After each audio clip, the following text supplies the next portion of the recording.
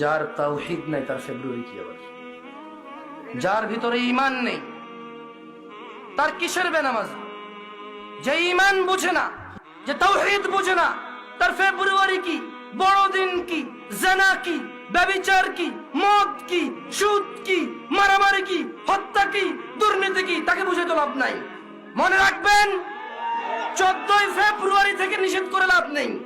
কারণ 14 ফেব্রুয়ারি ওই সকল মানুষ যায় যারা তাদের রবকে বোঝেনি।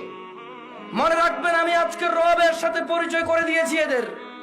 এরা যদি মনে করে 14 ফেব্রুয়ারি যাবে আর ওদের মৃত্যু হবে ওই অবস্থায়, আর তাদের কোন ওলি মুর্শিদ আছে যে তাদের কবরে যাবে 14 ফেব্রুয়ারির ওই ও নষ্টপনা, নোংরা এবং অশ্লীলতার ওখানে গিয়ে তাদের কবরে গিয়ে কেউ তাদের রক্ষা করবে, ওলি আর মুর্শিদা আছে, আমি আর আপনি কি করতে পারি? এখানে দেখা যাবে সেদিন, যেদিন বিচার হবে, মানুষ আল্লাহর সামনে আসবে এককভাবে, একা একা।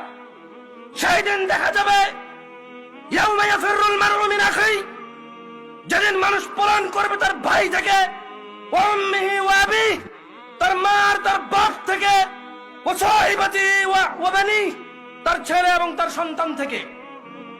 সেই দিন দেখা যাবে যে তার 14 ফেব্রুয়ারি তার আইডলরা, তার সিনেমার নায়করা, তার রাতের আনন্দের গায়করা, তার চোখের সন্তুষ্টির গায়িকারা, নায়িকারা তাকে কতটুকু উপকার করে।